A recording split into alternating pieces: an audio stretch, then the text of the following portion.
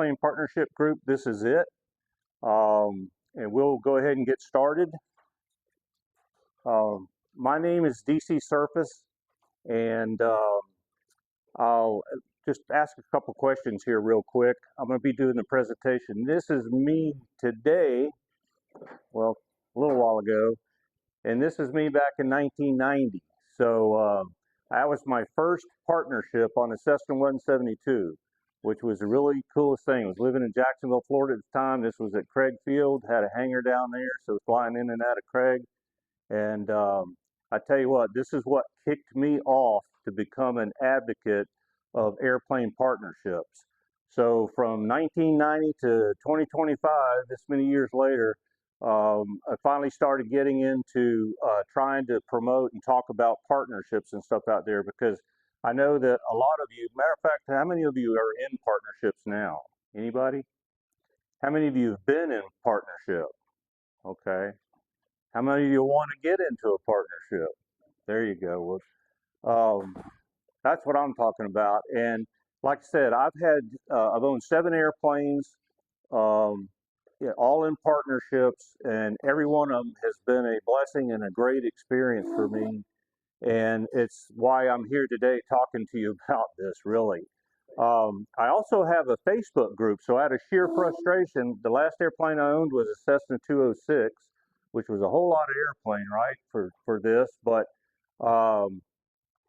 I sold the airplane, sold the partnership, or we actually sold the airplane. One of my partners, we had 3 people that were in that airplane together, and we had bought a Cherokee 180, and we liked that thing so much. We had done a lot of work to it, painted it, spent the 6 months waiting on it to get painted and everything, got it painted, got back out, and within less than a year, we decided we wanted something faster, more payload, all the usual stuff. Your boat's never big enough, your camper's never big enough, your motorcycle's never fast enough, that kind of stuff.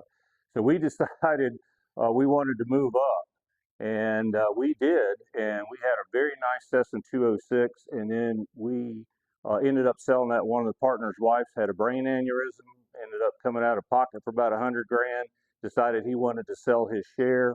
We tried to do that for a couple, 2 or 3 months. We were based out of Gainesville, Georgia, and we were having a little bit of a hard time. And the other partner and I decided, hey, it's just way easier to sell this thing as an airplane at this particular point in time than trying to find a partner for a 206, because that's a pretty specific mission, right?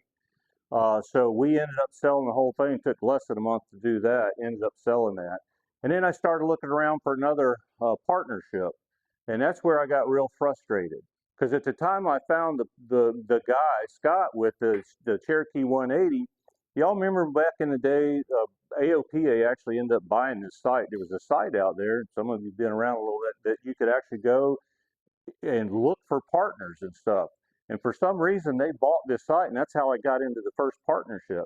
But for some reason, they bought that site, and it's no longer available. They just shut it down, and I'm not sure why they did that. But anyway, there's another gentleman that tried to do this as well. So I got very frustrated with it, and I decided that I'm going to start a Facebook group, right? That's what you do.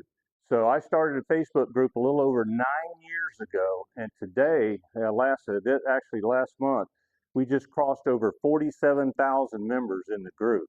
How many of you are familiar with the group in here? No one? Okay. Well, I'm going to give you the information, because I encourage you to go and become a member of this group. Josh is my son-in-law here in the back, and my wife Rhonda's back over here in the back, but Josh administers pretty much everything. So if you submit and want to join, it'll come pretty quick, especially today, to get you in the group. And the group's pretty cool because I'm going to talk about some basic stuff here, but there's a lot of conversation that goes on in the group.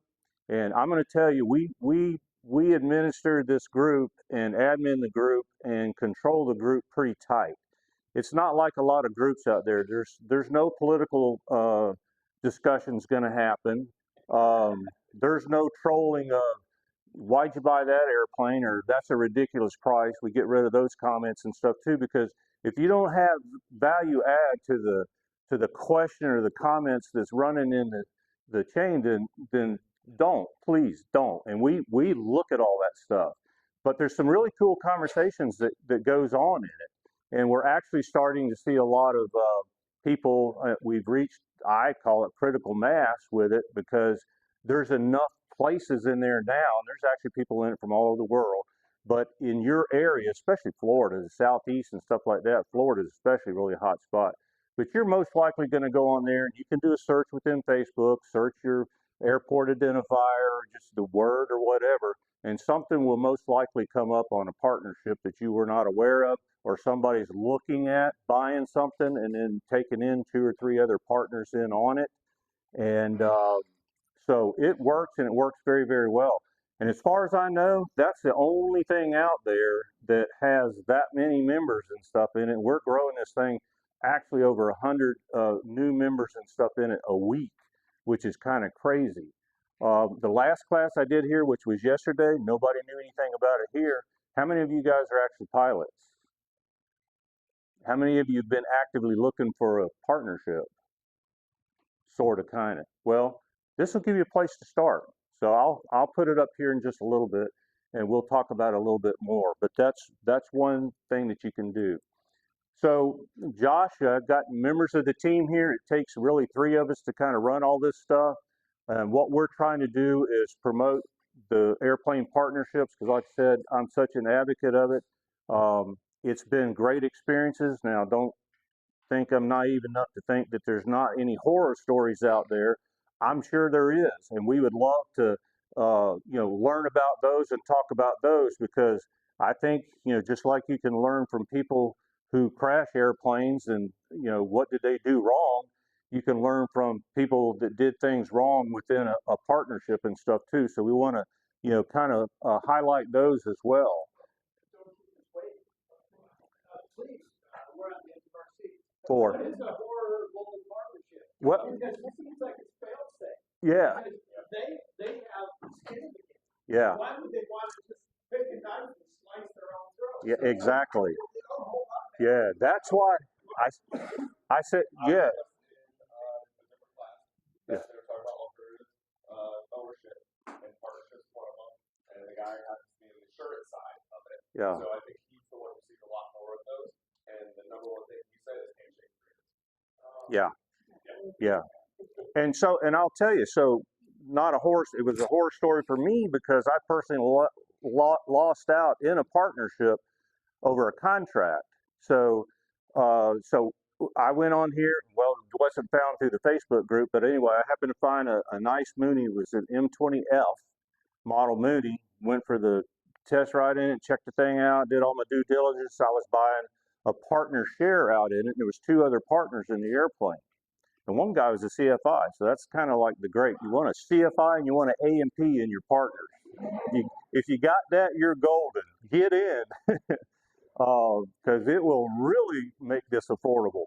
But anyway, I got in, got all the way down to like, okay, here's the deal. Let me see your contract. Showed me the contract, and the contract that we had with my other partnerships that went through two airplanes, we had some financial teeth in this thing. So in other words, because the last annual I had on the 206 was a $9,000 annual. That's out of the norm. It could have been a lot worse, but that's still way out of the norm for even that airplane, right? But everybody ponies up. Here's a check, check, check. We're done. It's done.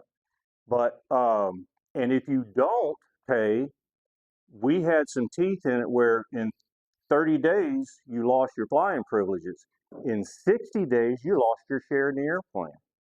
That's the way you got to do this, because you cannot play around with the financial end of this thing.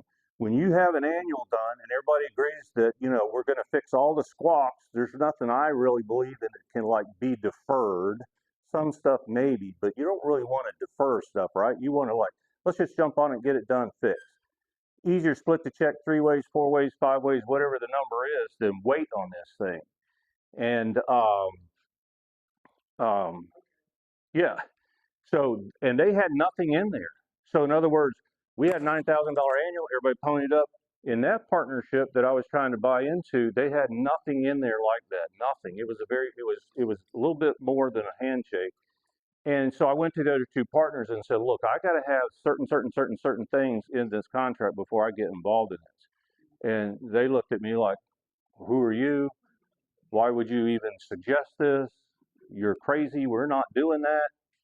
One of the things was we weren't allowed to have. I'll show you another picture. We weren't allowed to have dogs in the airplane. One of the person's wives was allergic to dogs and stuff, which is great. Okay, I get that. I knew that up front going into. So, all right, I'll make that concession.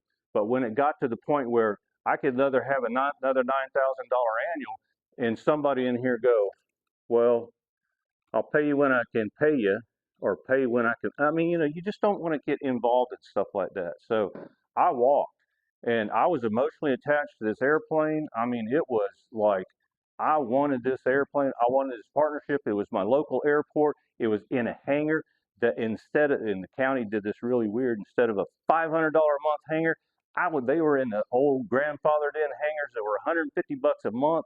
It was crazy. And this is around Atlanta. Yeah. So, um, yeah, we were. And matter of fact, the last when we had the 206, we had to give up the hangar as an incentive to sell the plane. No hangar, no plane, no sale. So anyway, Is three better than two? is in partnership. Yeah, is three in the partnership better than two? Because when the one guy says, oh, you got two against one. Yeah. Everybody kind of argues that, like four, there's no like, tiebreaker or anything like that in it. And first of all, I think that everybody gets into this for one reason. First of all, love of aviation, right?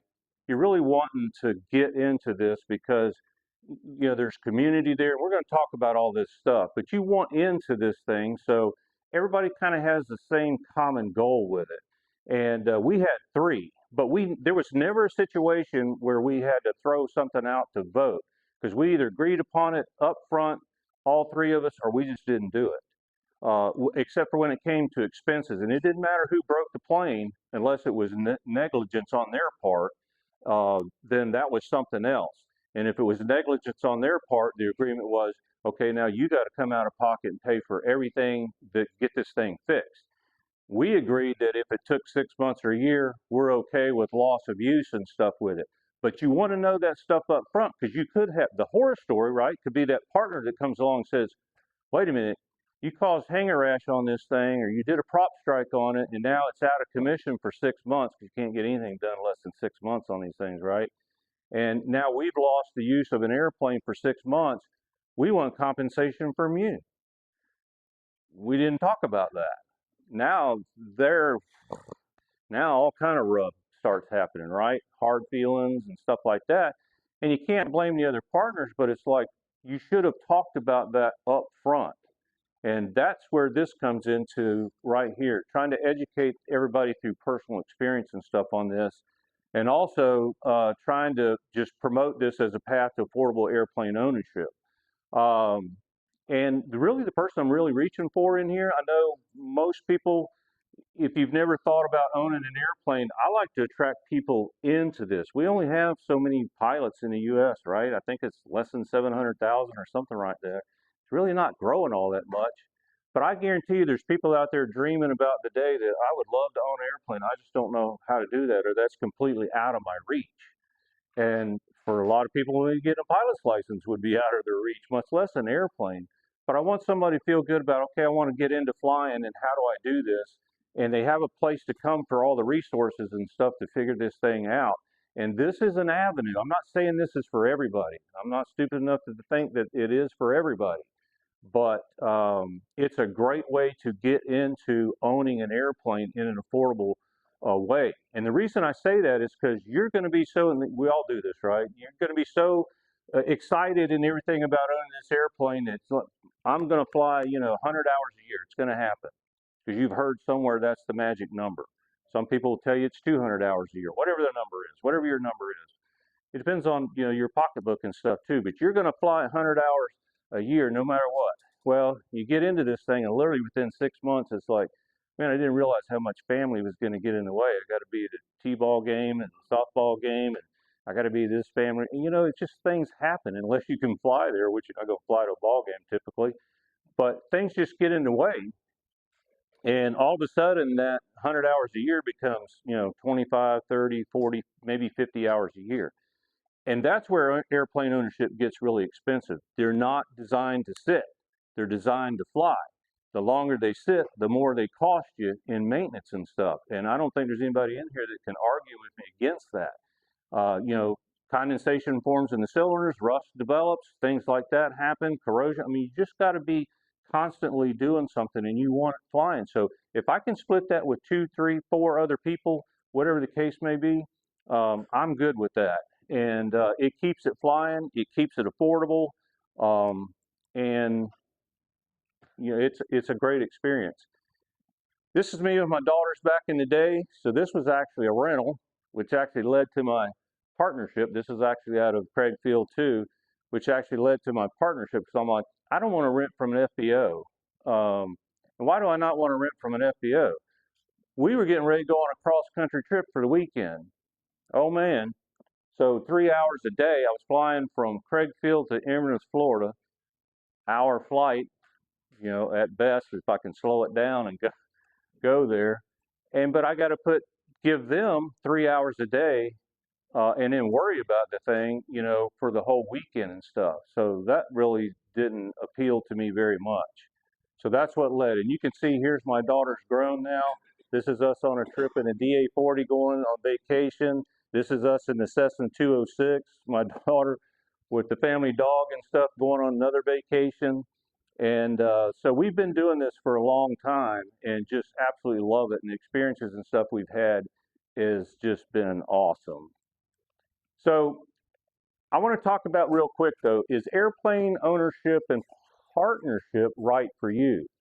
Now, this is something I'm going to give you an email address at the end. You can email us and request this. This is actually an assessment. We're going to go through some of the questions in here, but you can actually rate yourself and it'll come up with a rating and say, huh, either airplane partnership's a great fit for you or, huh, probably shouldn't do this for whatever reason, right? So, but you look at when you just, this is common questions for why, when you want to buy an airplane. What's my mission? What am I going to do with this airplane? I had the Cessna 206, burnt 15 gallons an hour, whether I was taxiing or flying, didn't matter, on average, right? And at the end of the day, it was me and my wife flying everywhere. Nobody else was going with us. Girls were, they were off doing their own thing by then, except for on, you know, trips that we had planned and vacation things and stuff like that. But just every day, like week in, week out flying, it was just her and I in the airplane. Now, don't get me wrong, we could fill up the Cessna 206 with luggage. That was not a problem. So I'm like, literally like, I don't know where anybody else would sit in this thing. But I'm glad I got a Cessna 206. But for the most part, that really didn't fit the bill either. So, you know, how often are you going to expect to use the airplane? This is the big thing. And the number one question we get and pushback we get is scheduling. So, and for those of you who have been in a partnership, have you had problems with scheduling? Rarely, rarely. In the entire time that I've had owned 7 airplanes in partnerships, I had one scheduling conflict. And that was actually with a partner's wife who miscommunicated to everybody what was going on, what their intentions and stuff were with the plane. It was a 5-minute conversation. Where are you going? Oh, we want to do a weekend trip to Gatlinburg. What were you going to do? Well, I was going to fly down here for lunch. Okay, it's your plane. Oh, discussion's over and done with. That is the only time we ever had a scheduling conflict and stuff. And the way we used to do it was like, okay, it's my week. We rotated. There was 3 of us. We rotated weeks, and the only requirement was if it was your week, the others had to seek your permission to fly the airplane somewhere, especially if you want to go somewhere for 2 or 3 days. If it was that day and stuff like that, most of the time just go down, get in it, and go, you know, without anything. But it wasn't the expectation that, you know, we opened the hangar door and it was there and stuff like that. It was just a simple conversation about, oh well, you know, it's DC's week, and hey, we want to fly back to Gatlinburg for 2 days, and I'll be like, and this is where it comes in, where I'm not going anywhere this week, which is typical, right? I didn't have time to fly that week, so have at it. Never ever a scheduling problem with this. But that's some of the stuff you want to ask yourself. And then it comes down here, what's your primary purpose, like business or travel? I use it a little bit for business and stuff, but not much. But if you've got a partner could come back around to a horror story, right?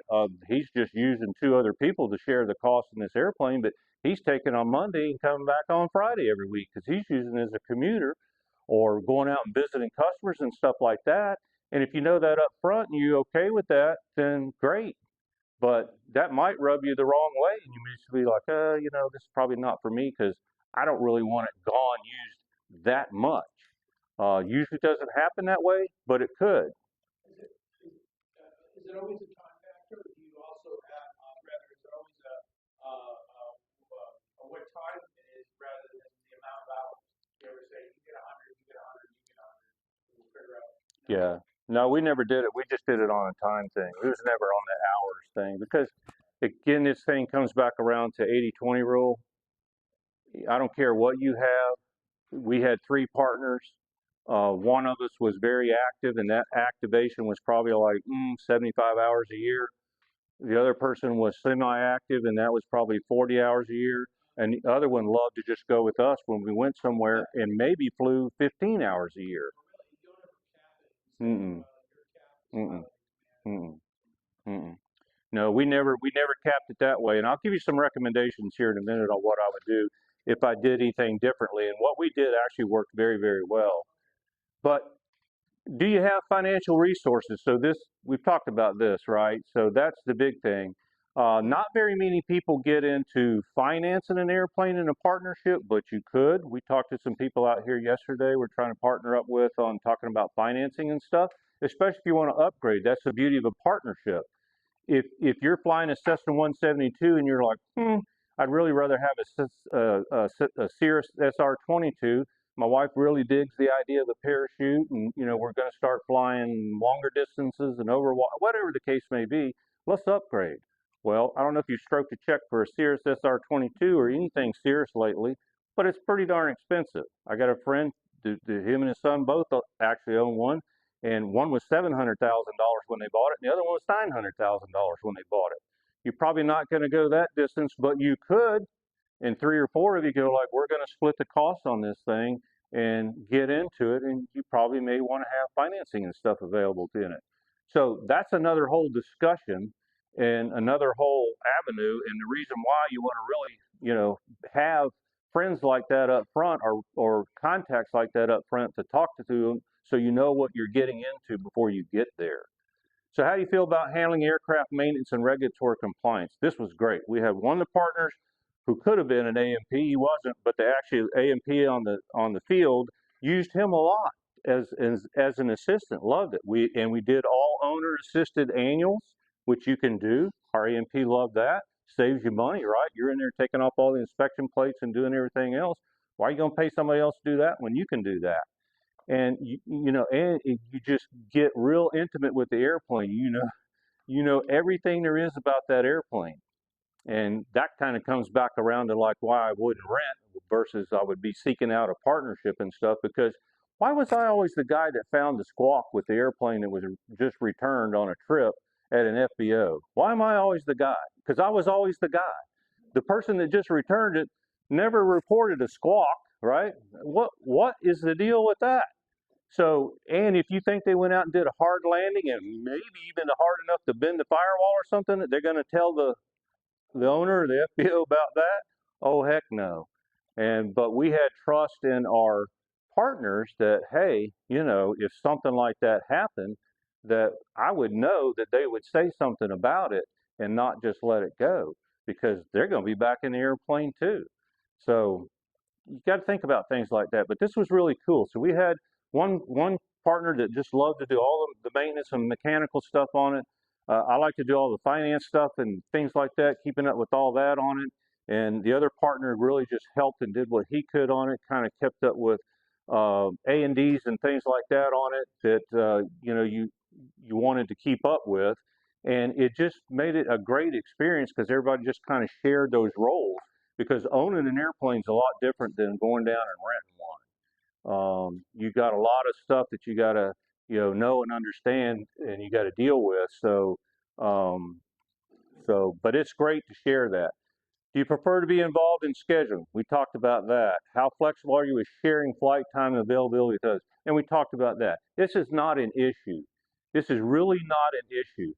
I was in an equity ownership club group, and we had 4 airplanes, 10 members per plane. So there's 10 owners per plane. And we did studies on this all the time. There was greater than a 90% probability that an airplane would be in the hangar when you wanted to fly somewhere, even for multiple days. Didn't matter. So you really don't have scheduling conflicts and stuff like you think you're going to have. Could it happen? Absolutely, it could happen. But does it? Not very often. So why choose a partnership? So we've kind of talked and hit on some of this stuff. Affordability, that's the big one. And back to your point, like, what's the number? I don't know. If you're buying into a local partnership, that's your decision. If there's like 6 people that own this airplane and you're buying out, slot 5 in it or whatever the case may be. And I'll tell you the other thing about this thing is if you go to let's just pick a Cessna 172 worth 100 grand today. If you go to VREF and it says this airplane's worth 100 grand with everything in it, that's great. That's the market value for that airplane. That doesn't mean you're going to sell it for that, but that's the market value for that airplane, right? When you get into a partnership and say 4 of you own that airplane worth 25 grand a piece, one of the owners decides they got to sell. We never know what's going to motivate somebody to sell, right? Doesn't have anything to do with their ability to be a partner. We just don't know what's going to motivate them. Maybe they got sick. Maybe they decided, oh, I'd rather have a boat. My kids are big enough, I'd rather have a boat than an airplane. Well, who knows? So they decide to put their share up for sale. All of a sudden, they're like, oh, I would like to get 25 because that's what the plane's worth. But typically, what happens, they'll sell that share for about 20 grand. It's at a discount. I don't know why that happens, but it just seems to happen within a partnership. Doesn't mean the airplane's worth less or anything. It just means that you're getting a discount on buying into a partnership with this thing. The other flip side to that is like, hey, I want to control. You might be a little control freak out there, right? Some of us are. So you guys like, I want an airplane. I want a Cessna 182, and I want this, and this, and this in it. And you go buy one for $250,000, and then you start looking for partners, and here they come. And then you get to assess, who do I feel good about? And I'm telling you right now, trust your gut in all of this. Do not get emotional about it. You will get emotional about stuff, but if there's red flags and things your gut saying, I don't like about this, don't do it. Don't do it because that's just how this thing gels. Because when you meet somebody and it feels good, and you're just going to know it, right? And you share that love of aviation, you share that love. Everybody wants to get into this airplane. You're going to know that. You're going to feel that. And so that's the affordability, the shared responsibility part we talked about, the flexible usage we talked about. I think that the flexible usage is great, not an issue. Increased access to better aircraft, and so this is the fun part. But then again, we had the Cherokee 180. We were like, man, we need more payload. We want a faster plane. We want blah blah blah blah blah. Right?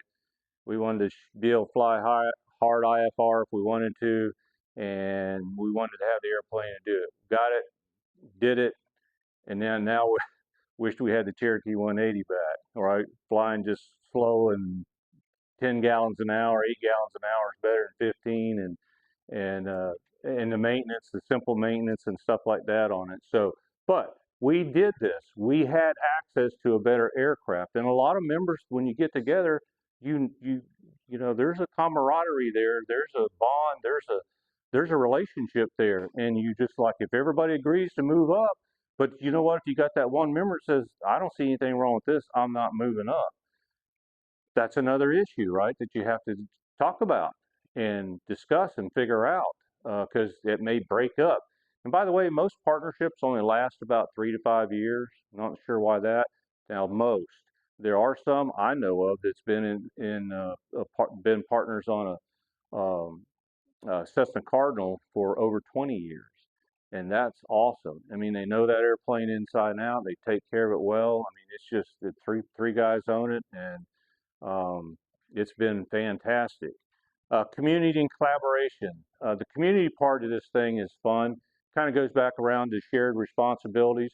Like the community part of this thing, I mean, we had a refrigerator in our hangar, we had a grill in our hangar, and a lot of times we were like, hey, let's go down. It's time to detail the airplane. And that meant getting on a creeper and getting all the oil grease off the the belly of the plane and going through it and making sure everything's where it needed to be. And we would do that while we were, yes, we had beer in the fridge, but there was no flying. After the flying was done, the beer came out. Um, and we had water in there and soda in there. We would grill stuff and just have a good time and talk about flying and whatever else it is you want to talk about. And the cool thing about it was we had people on, hangars, right, two doors down, three doors down, whatever, and we'd all come together as pilots and stuff and just talk about different things. And it was a great experience. Reduce risk, reduce risk on the financial side of this thing, which ties into the affordability. So the reduce risk. Again, if I have something that breaks, that needs to be fixed, it can typically be done. And if it's split four ways, that's a whole lot easier than just one check coming out of your pocket, right, that you might put off, which means now you can't fly because it may be something that makes the airplane airworthy, unairworthy, and you can't fly until I have, 10 grand to fix this thing. And, or it's like it's going to be 10 grand to fix this thing. We're splitting it, four ways. I can swing 2,500 bucks with no problem. You can get into those scenarios, and it's real. Uh, More efficient use of the aircraft. Again, not designed to sit, right? They're designed to fly. So that's really what you want them doing is out there flying.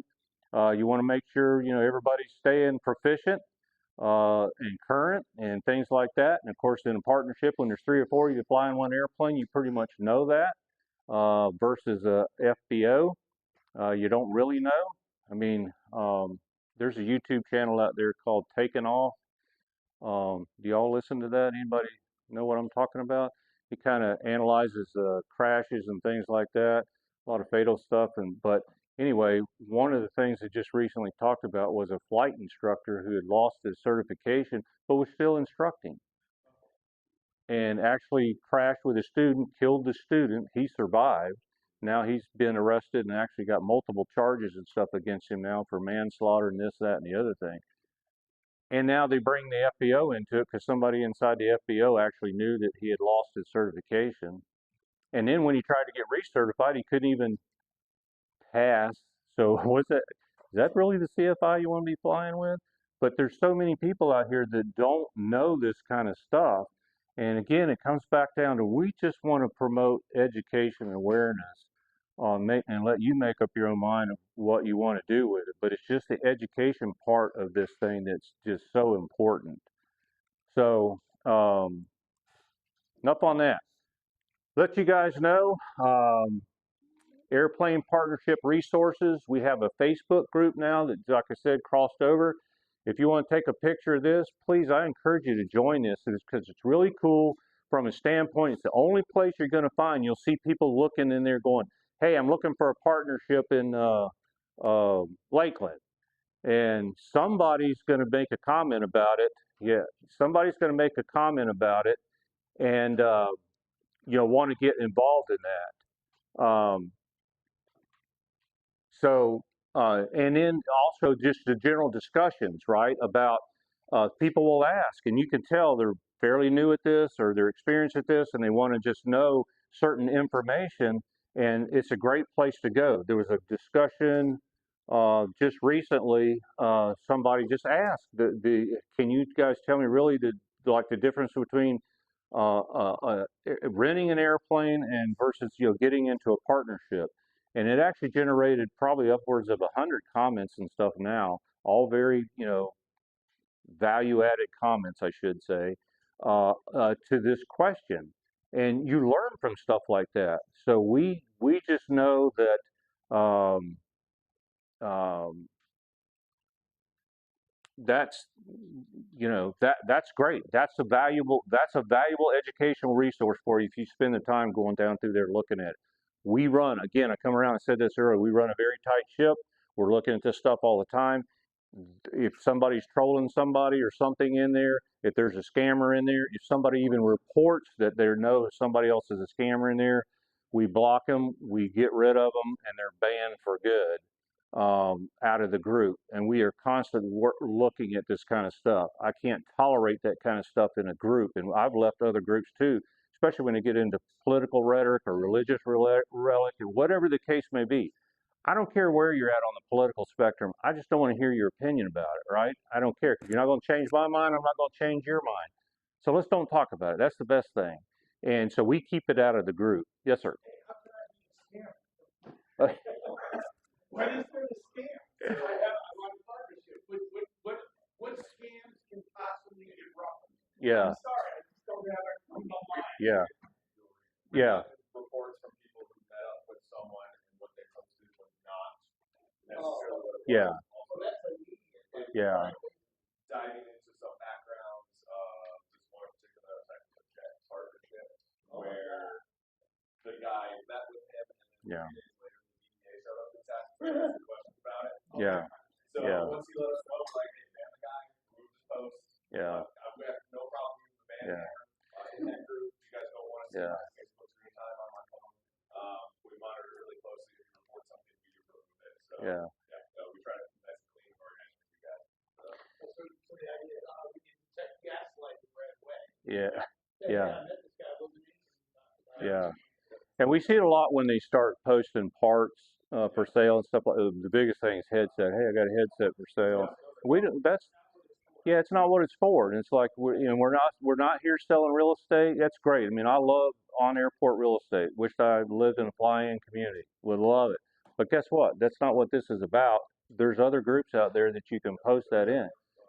Yeah.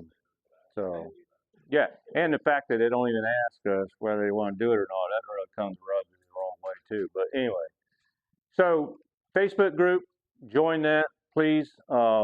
It's awesome, and especially if you're looking for a group, looking to sell, buy, whatever. You're going to find all kinds of stuff in there, and it's great. We also have a YouTube channel out, and it's at Airplane Partnerships Group. We just started it. We only have 7 videos posted in that, so you got to start somewhere, right? So to get the YouTube algorithm and stuff up, this is, everybody does it. Just like and subscribe, especially subscribe and stuff to it if you ever go in there and look at it. It's actually pretty good stuff, so I take bits and pieces from stuff, and we're going to really expand on it.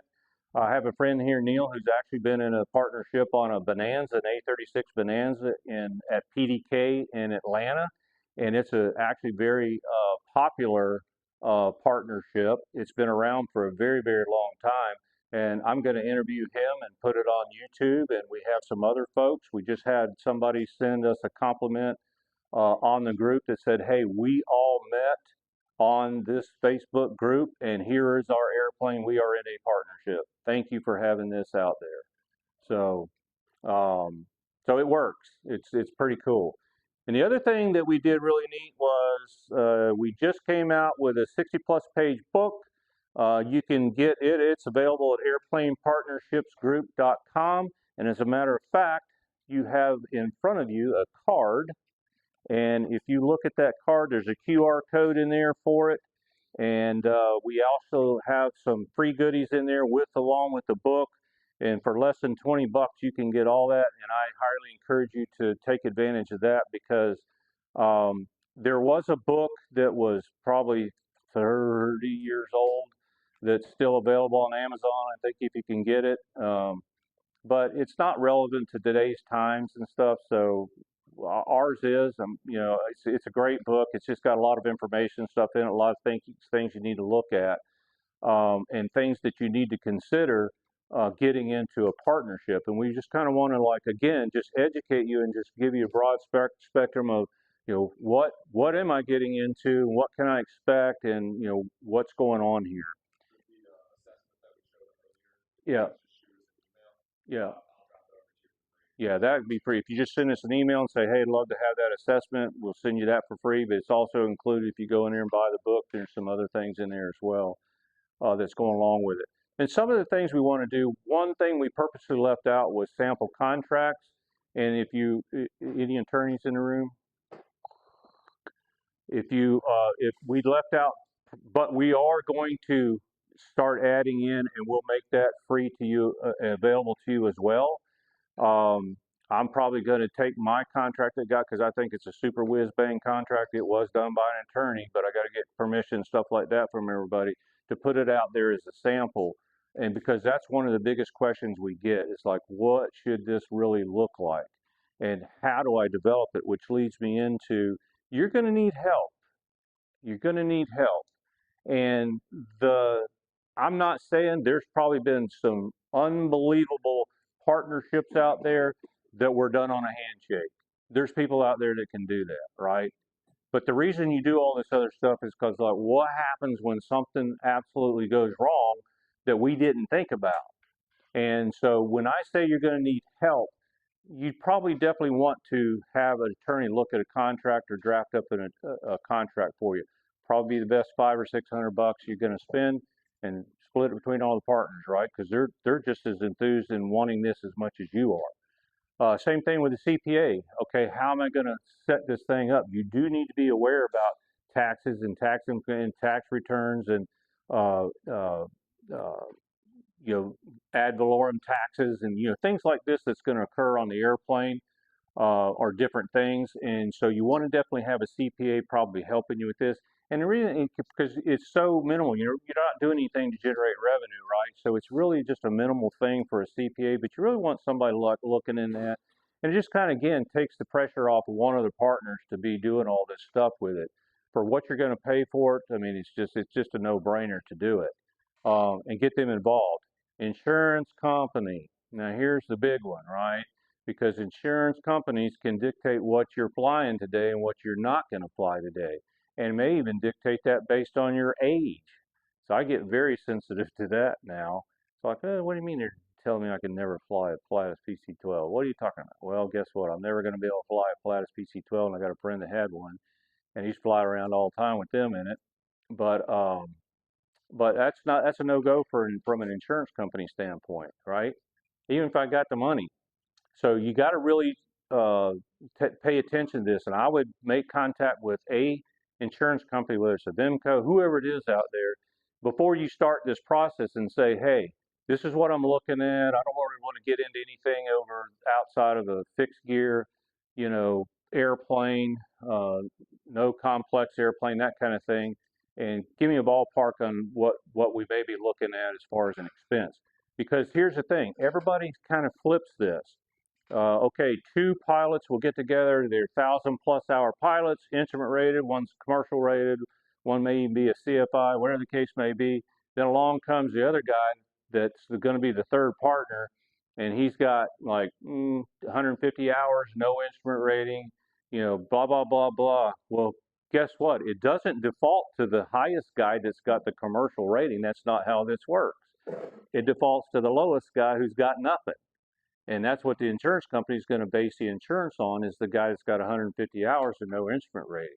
And it's set to 180 or 172, maybe even 182. Really not a big deal for that, right? But you start moving up in complexity, Sears probably not going to get it without an instrument rating and different things like that. So you got to really pay attention to that. Finance company, same thing. Um, if you're getting into that piece of it, software company, this is another thing. Again, I'm always for simplifying things, making things easy for myself. Don't really want to work that hard at all that kind of stuff. I want to fly, right? That's why I have an airplane. I want to go flying. So if I can get into a software, and they don't sponsor us in any way, I think they're still out there, like CoFlight. They actually kind of cater to partnerships and stuff like that. So you can do the maintenance, you can do electronic logbooks, so everybody knows what's going on. You get a notification if bills out of currency or something like that, you're going to know about it. Also, everybody's medical's in there. If your medical's not current, I mean, I don't tell you how many times people crawl on plane without their medical being current. That's not a good idea. That's really not a good idea. And as you, as a partner, need to know that hey man, you just flew this airplane, you weren't current with your medical. We'll go something simple like that. And well, there's no big deal. Just went around the pattern and stuff. Well, guess what? If you would have crashed that airplane into something, killed yourself, your family's going to come after all of us. You hit something. I mean, it's just the way it works, right? In our litigation system and stuff. And it's going to be like now the insurance is going to go. Well, Bill was out of currency. We're done. There's no insurance on this plane because he was out of current. He was not current. So you need to know this kind of stuff, and software kind of helps you with that. So pick one. I don't care. We're going to try to actually, as another thing, bring all these resources to you and hopefully give you discounts and stuff on them. A&P mechanic, you definitely want to have an A&P mechanic get involved in anything that you're purchasing. Do your due diligence. And if nothing else, I like the pre-buy inspection companies because they can go through log books better than probably most A&P mechanics, right? A&P mechanics want to go out and fix stuff, and then they're like, damn, I got to log all this stuff in there. You know, Neil's an A&P, knows what I'm talking about. And that's the least part that he likes, right? He just wants to go fix the airplane stuff. So, but if you are buying into an airplane and all the airworthiness directives, the ADs they call them, are not complied with, and Piper's got some humdingers here lately, right? And all of a sudden, shoot, I bought this airplane and Bill knew it that sold his partnership, and you bought his partnership out, and now nobody told me we have to replace the right wing on this airplane. You know how much a right wing on an airplane's going to cost? Not to mention the time that it's out of, commission and stuff like that you're unavailable to fly it. So get these people involved. Don't overstep this part of it because um, the logbooks are as valuable, not as valuable. The plane still has value, but nothing like an airplane that has all the logbooks since day one and everything's there. And they know how to go through them logbooks. And if nothing else, have them go through the logbooks. If you're comfortable with the airplane and everybody else and what the partners are telling you, still have somebody go through them logbooks because I guarantee you they probably did not, and they probably don't know what the issues are with some of the ADs and stuff and whether they were complied with or not. And if something goes wrong, because that's what we're trying to cover ourselves for, right? Something goes wrong, then you need to know that all the FAA has to come back and say, well, this A&D wasn't complied with, this wasn't complied with, and what are you guys doing? You know, so get them involved. I don't recommend this person be the person that's been working on the airplane for the last 10 years.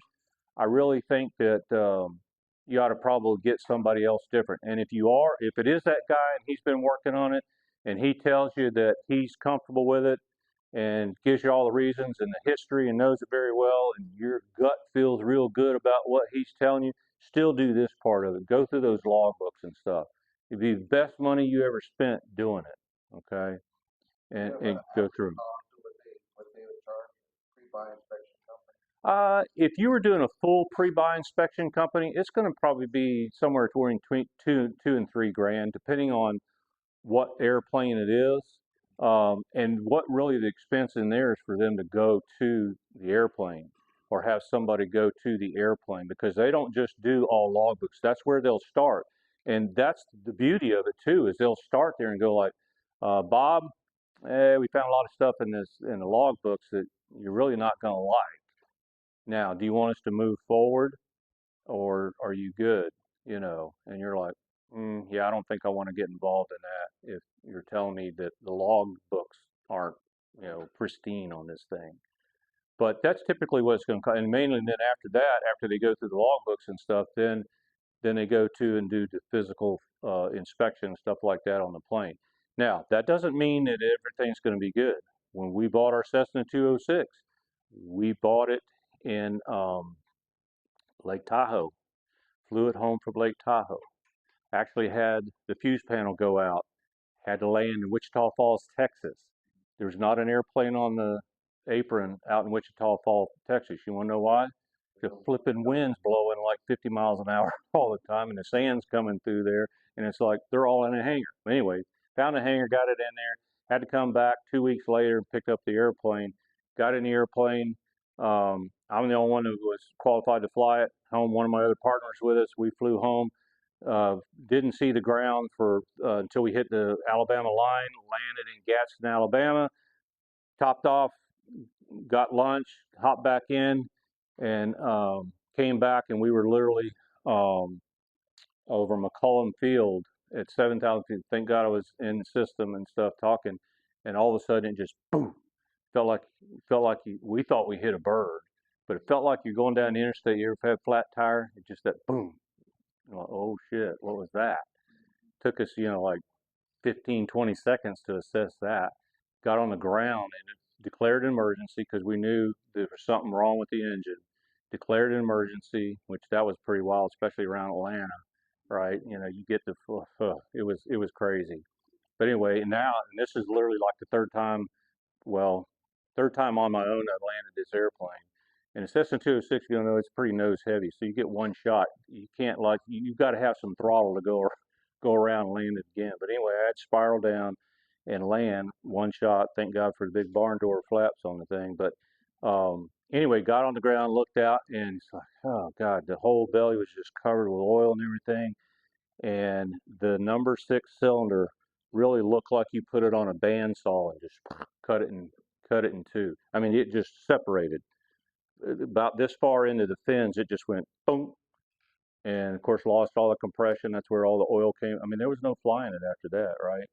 You can't foresee that kind of stuff. The person there didn't go like, you know what? I think number 6 getting ready to go. Got to sell this thing. That's just luck, right? That's just my luck for one. Um, but that's just the way. That's life, right? That's life happening to you. So you have to be aware of that. So this is the cover of the book.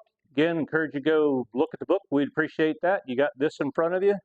And like I said, you've got that. I want to open it up for questions. We've got 5 minutes, and they will boot us out of here in 5 minutes. So make sure you got your stuff gathered up because we're all going.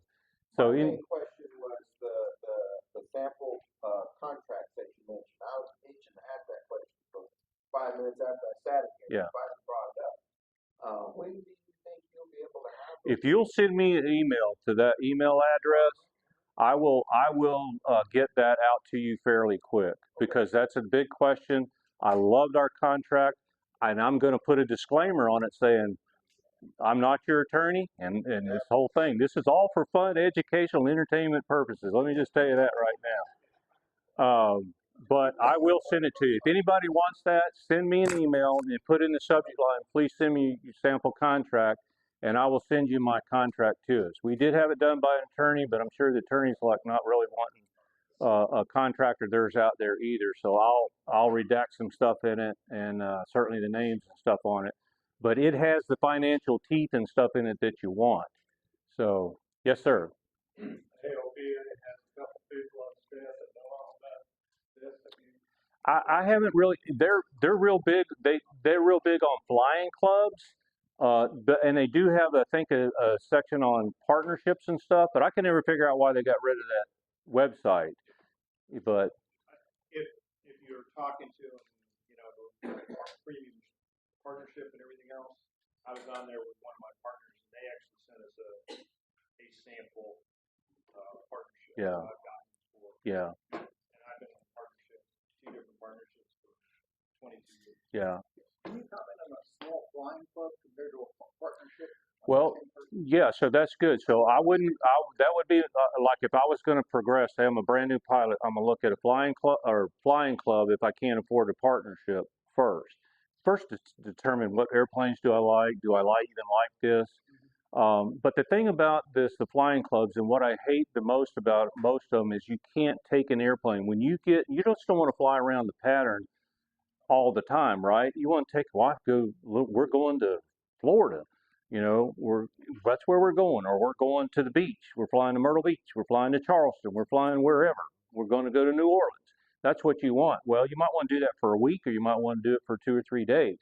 And typically they don't allow you to do that. So that's the biggest thing with it. Flying clubs are inexpensive, but they're a little bit better than the FBO, but you still really don't know because they'll have a lot of members flying a few number of airplanes. And again, it comes back around to why am I the only guy that can throw gum wrappers out of the airplane? Why am I the only one finding squawks with the airplane and stuff like that? Yeah, and yeah. Yeah. Yeah. Yeah. Yeah. You can also have a single owner that then shows shares. Yeah. Club is another way to do it, and then that becomes a commercial insurance policy, Yeah. which is very different from everything else, but will allow lower time pilots to come in and help and the cost, if you will. Yeah, and if you're going to look for a flying club, look for an owner equity flying club where you actually have owner equity in the airplanes and stuff. That to me is more appealing and stuff, and it's more controlled. And they'll have bylaws and things like that, like we have, where 10 people. Yeah, yeah, yeah, yeah, yeah. But really, yes, sir. Would you guess, you're the only one that would be qualified for this? Does FAA keep track, or would you have a guess what percentage planes in the country are more than one owner? That is a great question. And that is something I asked myself the other day, and I'm like, I said, I'm going to go find out the answer to that because I don't really know. We're gonna get on Facebook and we're gonna find out. Yeah, yeah. My gut feel is there's more partnerships than you think there is out there. 10% or less. I think there's, well, actually, I think there's more than 10% of the airplanes out there registered are More than one owner. are more than one owner. Yes, whether it be fractional ownership or whatever the case may be. But hey, thank y'all.